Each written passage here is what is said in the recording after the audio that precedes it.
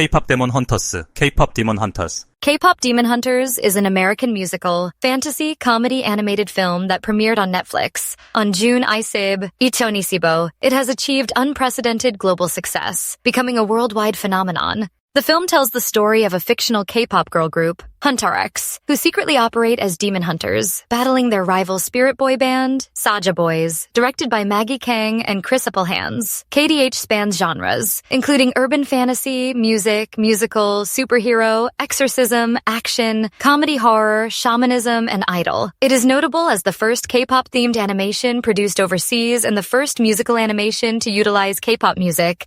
All right, today we're diving deep into the phenomenon that is K-pop Demon Hunters.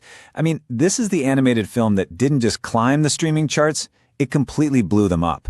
We're going to look at how a movie that seemingly came out of nowhere managed to grab the attention of, well, basically the entire world. So let's just start with a number that kind of sets the stage for how big this thing got. Get this, over 236 million views in its first 10 weeks. That makes it Netflix's most watched animated film ever. But here's the really wild part. Most shows, they peak and then viewership drops off. Not this one. It was one of the only films to actually see its audience grow in its 5th and 6th weeks. That's unheard of. So, that leads to the big question, right? The one we're here to answer. How on earth did this happen? How did an animated movie about a K-pop group that secretly slays demons become this massive cultural juggernaut? Well, that's what we're going to do. We're going to peel back the layers and really look at the anatomy of this incredible hit. Okay, so layer one, the concept itself. I mean, you got to admit, the idea at the heart of this movie is it's completely irresistible. It's one of those genius mashups that, when you say it out loud, it sounds kind of nuts, but when you see it on screen, it's just pure magic. And this right here really captures that core idea, that duality. On one hand, you've got these public personas, they're K-pop megastars loved by millions. But then there's their secret identity. They are demon hunters.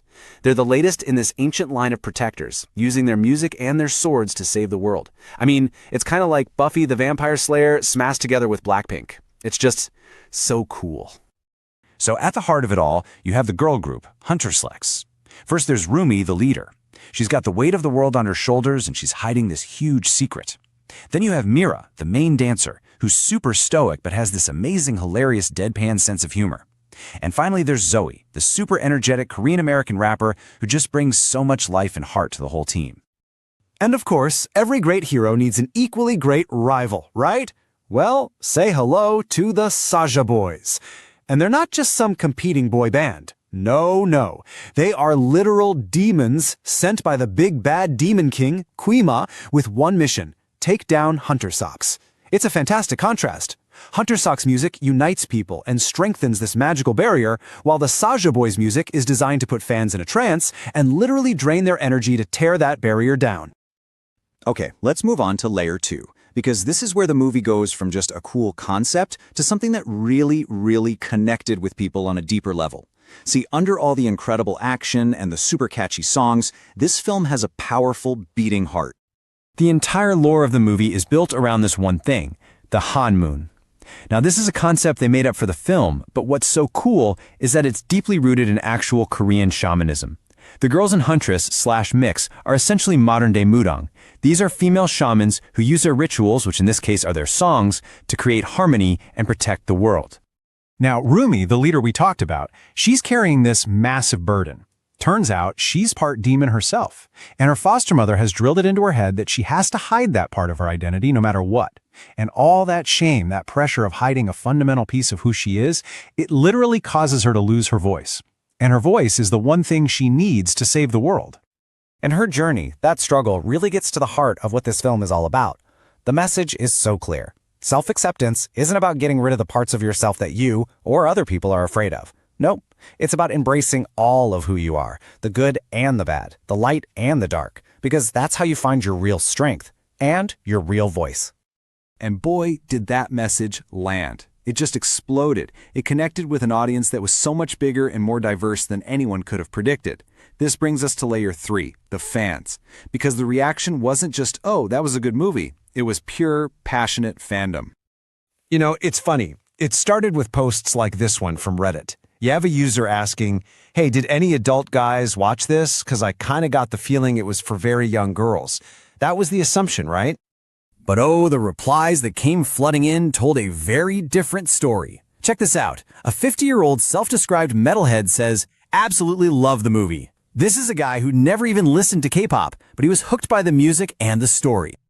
And they just kept coming. Here's a middle-aged dad, a professional artist, who was like, yep, I loved it. This is totally my kind of thing.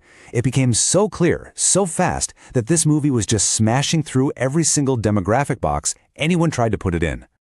And really, what all these comments proved was that the core ingredients, the fun, the absolutely gorgeous animation, and the surprisingly emotional story, they were universal. It just didn't matter if you were a K-pop fan or not. The movie it connected with people. Period. And that passion translated into some serious real-world success. The main song from the movie, Golden, became a legitimate, honest-to-goodness smash hit. We're talking #1 on the Billboard Hot 100 for 10 weeks straight. It ended up becoming the longest-running #1 hit by a girl group this century, even beating a record held by Destiny's Child. I mean, that's incredible. And the fan engagement went way beyond just listening to the music. People didn't just watch this movie, they obsessed over it. They were cooking up these super intricate theories about a sequel. You had entire threads debating whether the villain, Gwaima, was actually gone, or, and this is my favorite one, if he was secretly Rumi's dad, pointing to all the visual clues in their powers. Okay, but the impact didn't stop at online forums and music charts. This brings us to our fourth and final layer, how the movie literally spilled out from the screen and into the real world. And this is where things get really fascinating. Just take a look at this data. It shows just how far the movie's influence went. After it came out, Google searches for the actual locations in South Korea that were shown in the film, they just skyrocketed. We're talking huge double-digit spikes for places like Bukchon and Naksan Park. And that online curiosity quickly turned into real-world action. International fans started making what they literally called pilgrimages to these spots in Seoul. People were flying in to see the Naksan Park Fortress Wall or walk through the Bukchon Hanok Village. The movie basically created brand new, fan-fueled tourist hotspots. And believe it or not, the phenomenon is still growing. The movie left such a huge cultural footprint that now the video game industry is taking notice. We're hearing reports that major companies, the ones behind huge games like Fortnite and Overwatch 2, are reaching out. They want to bring the world of Hunt/Vex to their millions and millions of players.